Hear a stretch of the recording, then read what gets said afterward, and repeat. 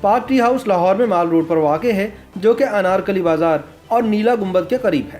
سن 1940 میں ایک سکھ بوٹا سنگھ نے انڈیا ٹی ہاؤس کے نام سے یہ چائے خانہ لاہور میں شروع کیا۔ بوٹا سنگھ نے سن 1940 سے سن 1944 تک اس چائے خانہ اور ہوٹل کو چلایا، مگر اس کا کام کچھ اچھے طریقے سے نہ جم سکا۔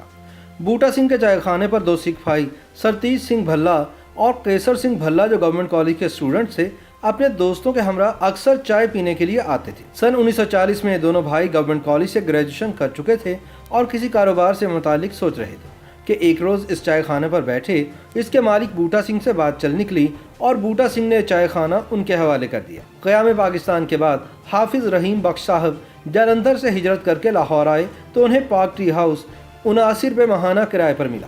یہ چائے خانہ انڈیا ٹی ہاؤس کے نام سے ہی چلتا رہا۔ بعد میں انڈیا کاٹ کر پاک کا لفظ لکھ دیا گیا۔ دبلا پتلا بدن، دراز قامت، آنکھوں میں ذہانت کی چمک، سادہ لباس، کم سخن، حافظ رحیم بخش کو دیکھ کر دلی اور لکھنؤ کے قدیم وزادار بزرگوں کی یاد تازہ ہو جاتی۔ حافظ صاحب کے 2 بیٹوں علیم الدین اور سراج الدین نے پاک ٹی ہاؤس کی گدی کو سنبھالا۔ لاہور کے گمگشتہ چائے خانوں میں سب سے مشہور چائے خانہ پاک ٹی ہاؤس تھا، جو ایک ادبی، تہذیبی اور ثقافتی علامت تھا۔ پاک ٹی ہاؤس شعراء، ادیبوں اور نقادوں کا مستقل اڈا تھا۔ جو تنظیمیں ثقافتی اور ادبی محافل کا انعقاد کرتی تھیں، پاک ٹی ہاؤس ان کا دوسرا گھر تھا اور کسی کو بھی اس سے جدائی گوارا نہیں تھی۔ کہا جاتا ہے کہ یہی پاک ٹی ہاؤس کے عروج کا زمانہ تھا۔ ان دنوں لاہور میں 2 بڑی ادبی تنظیمیں حلقہ ارباب ذوق اور انجمن ترقی پسند مصنفین ہوا کرتی تھی۔ صبح سے لے کر رات تک ادبی محفلیں جمی رہتی تھیں۔ یہاں ملک بھر سے نوجوان ان شخصیات سے ملاقات کے لیے آیا کرتے تھے۔ اتوار کو پاک ٹی ہاؤس میں تل دھرنے کو جگہ نہیں ہوتی تھی۔ جو کوئی آتا، کرسی نہ بھی ہوتی تو کسی دوست کے ساتھ بیٹھ جاتا تھا۔ یہاں شعر و ادب پر بڑے شوق سے بحثیں ہوتی تھی۔ ٹی ہاؤس میں بیٹھنے والے ادیبوں اور شعراء میں سے سوائے چند ایک کے باقی کسی کا بھی کوئی مستقل ذریعہ معاش نہیں تھا۔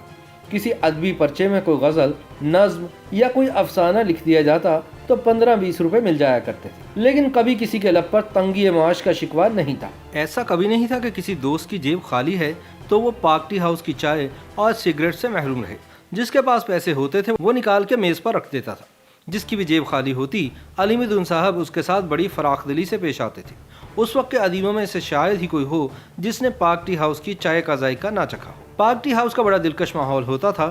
نائلون والا چمکیلا فرش، چوکور سفید پتھر کی میزیں، دیوار پر لگی قائد اعظم محمد علی جناح کی تصویر، گیلری کو جاتی ہوئی سیڑھیاں، بازار کے رخ پر لگی شیشے دار لمبی کھڑکیاں جو گرمیوں کی شاموں کو کھول دی جاتی تھیں اور باہر لگے درخت بھی دکھائی دیتے تھے۔ دوپہر کو جب دھوپ پڑتی تو شیشوں سے گلابی روشنی اندر آیا کرتی تھی۔ پاک ٹی ہاؤس کے اندر کونے والے کاؤنٹر پر علیم الدین کا مسکراتا ہوا سانولا چہرہ ابھرتا اور بل کاٹتے وقت پیچھے کہیں دھیمے سروں میں ریڈیو بج رہا ہوتا تھا۔ علیم الدین کی دھیمی اور شگفتہ مسکراہٹ تھی، اس کے چمکیلے ہموار دانت موتیوں کی طرح چمکتے تھے۔ پاک ٹی ہاؤس کی فضا میں کیپسٹن سگریٹ اور سگار کا بل کھاتا ہوا دھواں گردش کرتا تھا۔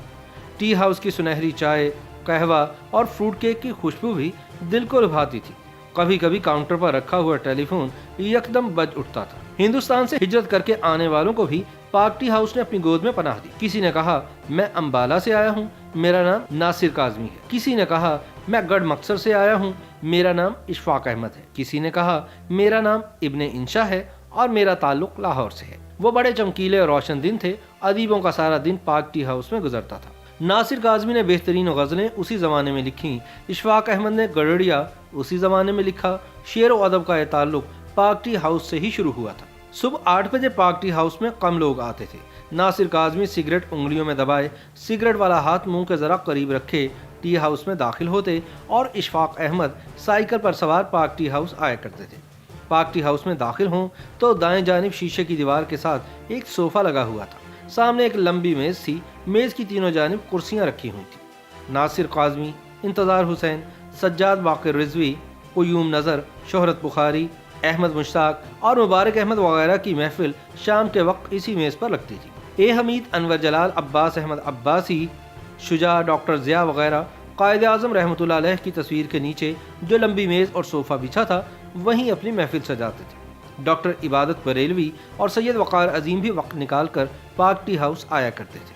ہر مکتبہ فکر کے ادیب، شاعر، نقاد اور دانشور اپنی الگ محافل بھی سجاتے تھے۔ سعادت حسن منٹو، احمد حمید، فیض احمد فیض، ابن انشا، احمد فراز، منیر نیازی، میرا جی، کمال رضوی، ناصر قاظمی، پروفیسر سید سجاد رضوی، استاد امانت علی خان، انتظار حسین، اشفاق احمد، انجم رومانی، مبارک احمد، ڈاکٹر ضیاء اور سید وقار عظیم وغیرہ کسی زمانے میں پاک ٹی ہاؤس کی جان تھے۔ پاک ٹی ہاؤس کئی نشیب و فراز سے گزرا اور کئی مرتبہ بند ہو کر خبروں کا موضوع بنتا رہا۔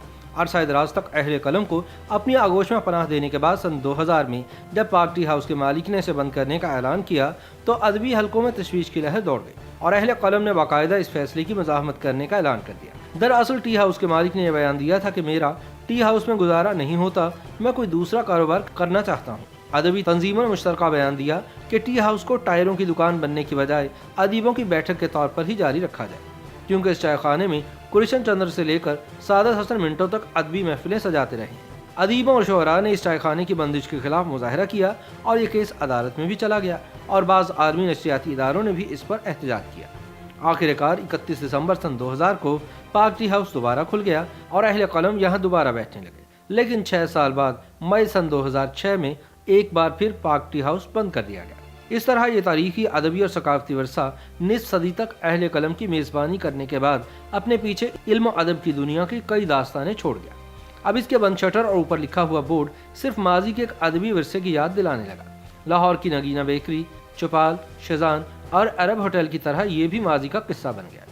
پھر سن 2012 میں پاک ٹی ہاؤس کے پرانے مقیموں نے ایک مرتبہ پھر اس کو بحال کرنے کی مہم چلائی۔ تب سابق وزیر اعظم نواز شریف نے 23 مارچ سن 2012 کو پاک ٹی ہاؤس میں چائے پی کر اس کا افتتاح کیا اور ادیبوں اور شعراء کے لیے اس کے دروازے ایک بار پھر کھل گئے۔